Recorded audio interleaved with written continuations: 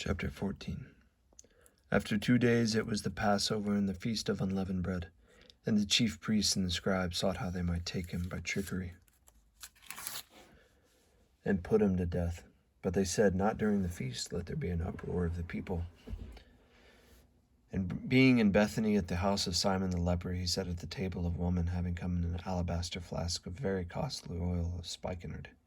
Then she broke the flask and poured it on his head. But there were some who were indignant among themselves and said, "Why was this fragrant oil wasted? For it might have been sold for more than 300 denarii and simply given to the poor." And they criticized her sharply. But Jesus said, "Let her be alone.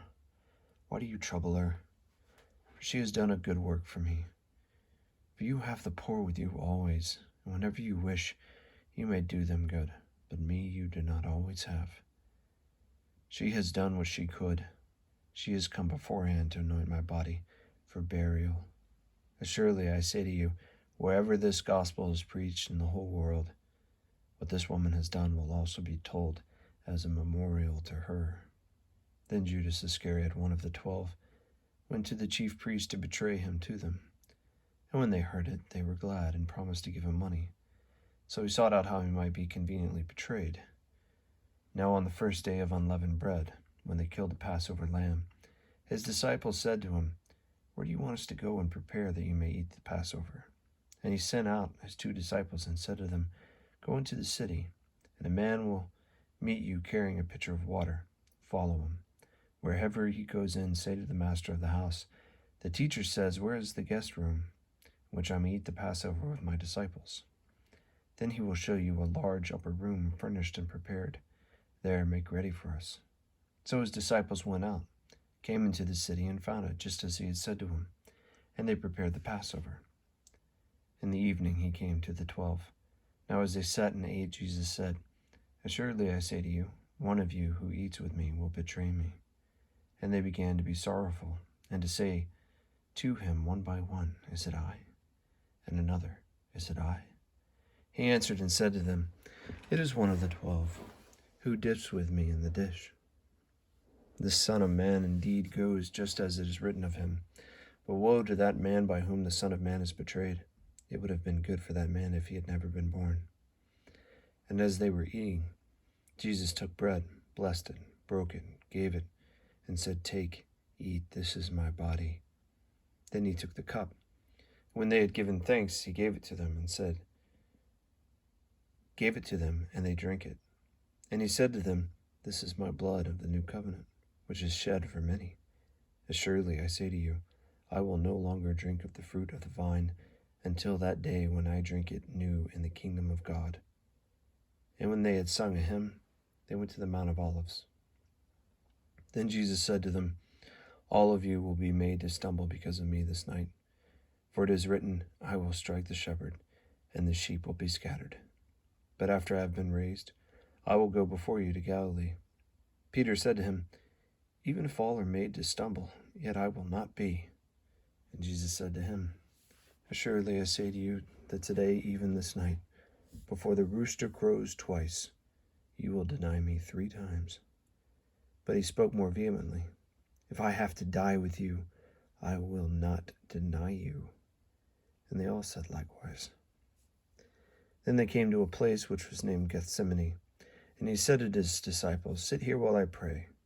And he took Peter, James, and John with him, and he began to be troubled and deeply distressed.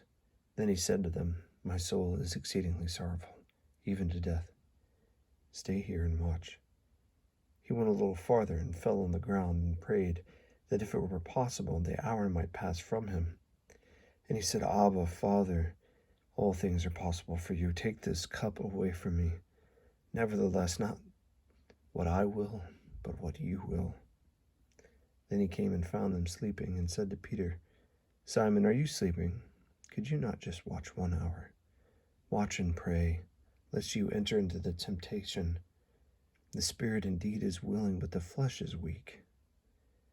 Again he went away and prayed, and spoke the same words. And when he returned, he found them asleep again, for their eyes were heavy, and they did not know what to answer him.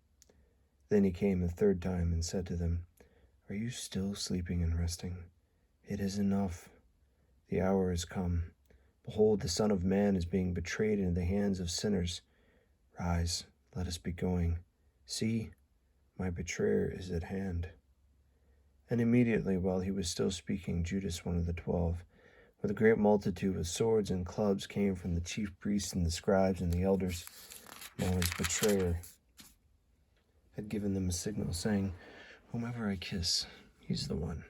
Seize him and lead him away safely." As soon as he had come, immediately he went up to him and said, "Rabbi, Rabbi," and kissed him.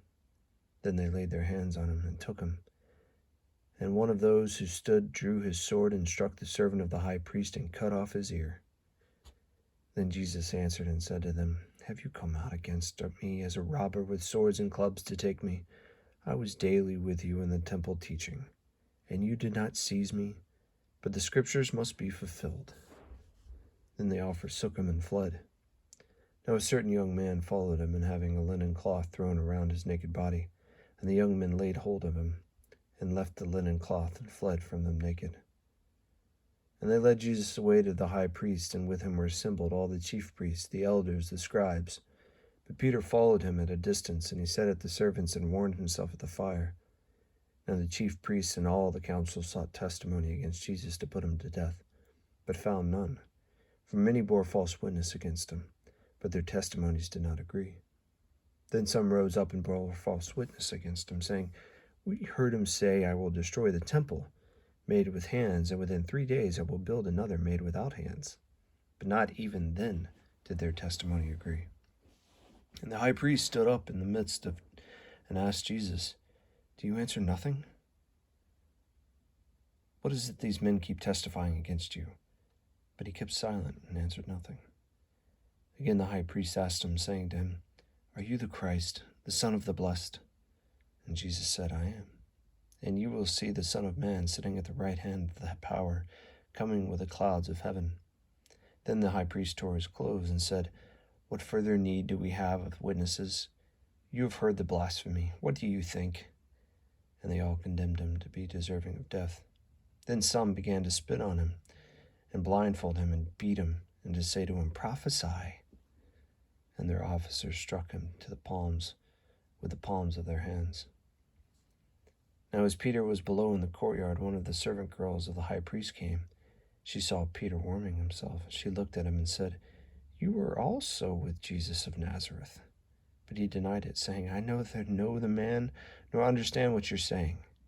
And he went out on the porch, and a rooster crowed. And the servant girl saw him again, and began to say to those who stood by, "This is one of them." But he denied it again. And a little later those who stood by to Peter again, "Surely you are one of them, for you are a Galilean, and your speech shows it."